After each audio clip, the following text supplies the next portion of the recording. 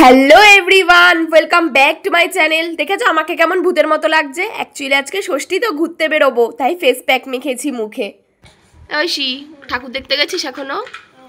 আজকে কি বলে দে তো। আজকে দুর্গাপূজার কি? ষষ্ঠী, সপ্তমী, অষ্টমী, নবমী কোনটা? ও জানিস তাহলে।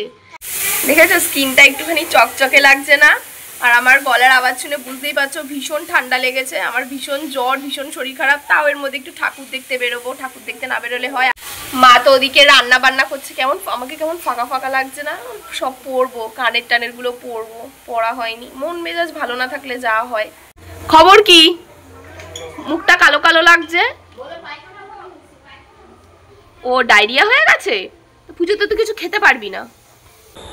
এই দেখো হালকা একটু রেডি হয়েছি, আজকে হচ্ছে মহাষষ্ঠী। আমি, আমার ছেলে আর আমার বর ঠাকুর দেখতে বেরোচ্ছি। এই আমাদের এখানে আশেপাশে হরিণঘাটাতে যাব। আরে সরো না, তো ওখানে গিয়ে কথা হবে। হ্যাঁ চলো। দেখো আমার সোনাটাকে নিয়ে আমি বেরিয়ে গেছি, আর ও তো বাইকে উঠে দেখো কত খুশি, তোমাদের সবাইকে টাটা দিয়ে দিল। আর আজকে আমি, বাবি আর বাবির বাবা হরিণঘাটা ঠাকুর দেখবো। হরিণঘাটা, দয়লা, ফতেপুর আজকে কভার করব। কাঁচরাপাড়ার থেকে অনেক গুণে ভালো ঠাকুর হয়েছে আমাদের হরিণঘাটায়। খুব সুন্দর সুন্দর প্যান্ডেল হয়েছে, তোমরা দেখতে থাকো, দেখতে পাবে।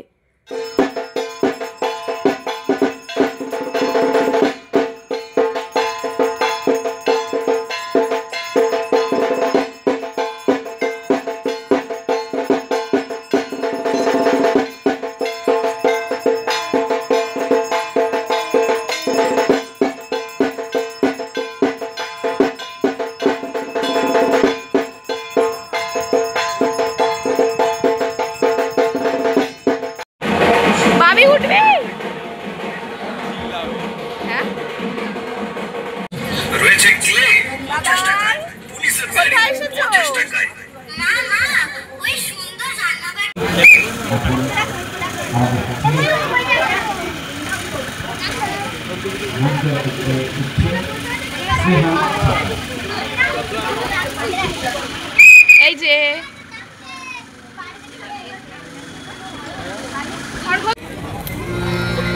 নিবি। প্রায় 7 থেকে 8টা প্যান্ডেল তো মণ্ডপের ভেতরে ঢুকে বেশ ঘুরে ঘুরে দেখেছি, ফটো তুলেছি, ভিডিও বানিয়েছি। আর 2-4টে প্যান্ডেল না বাইরে থেকে দেখে চলে এসেছি, ঢোকা হয়নি। অ্যাকচুয়ালি বাচ্চা নিয়ে গেছি তো, সব প্যান্ডেল যদি কভার করতে যাই তাহলে তো আমার বাচ্চা খিদেতে জ্বালাতন করবে।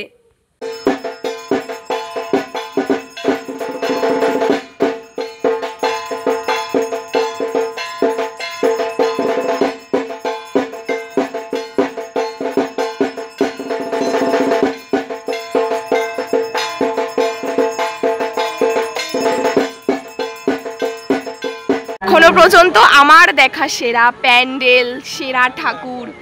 এত সুন্দর ডেকোরেশনটা, বাইরেটা ময়ূর, ভেতরটা কল্পনাই করা যায় না এইরকম।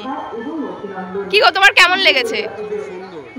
জোরে বলো, জোরে। খুব সুন্দর, হরিণঘাটা সেরা প্যান্ডেল। হ্যাঁ, তোমরা যারা যারা হরিণঘাটায় ঠাকুর দেখতে আসবে এখানে তো অবশ্যই আসতে হবে, এটা না দেখলে পুরো মিস। হরিণঘাটার কিছুই দেখলে না। আমাদের হরিণঘাটায় কিন্তু ভালোই ভূত।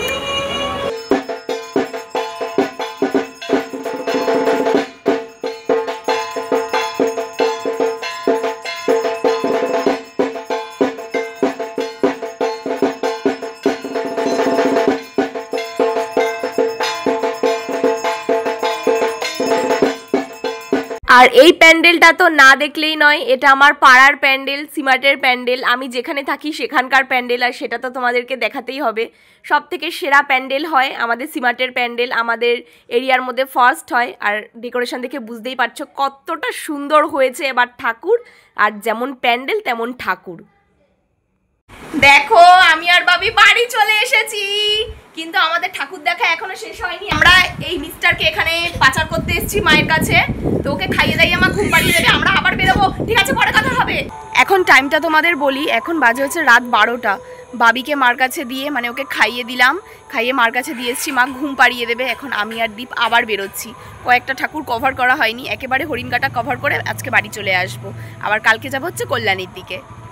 এই যে প্যান্ডেলটা দেখছো জলপরি প্যান্ডেল, এইটা হচ্ছে শিমুলতলার প্যান্ডেল। আবার বেশ কয়েকটা প্যান্ডেল দেখলাম, দেখে এবার বাইকটাকে তো কিছু খাওয়াতে হবে, নিজেরা তো ভালোই খাচ্ছি, বাইকে যদি তেল না খাওয়াই আবার ঘুরবো কিভাবে।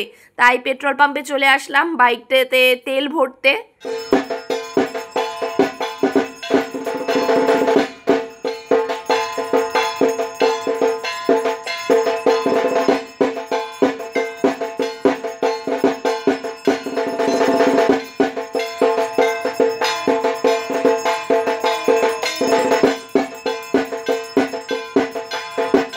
এই প্যান্ডেলটা দেখে, সামনের ওই দৈত্যটা দেখে কিছু মনে করতে পারছো?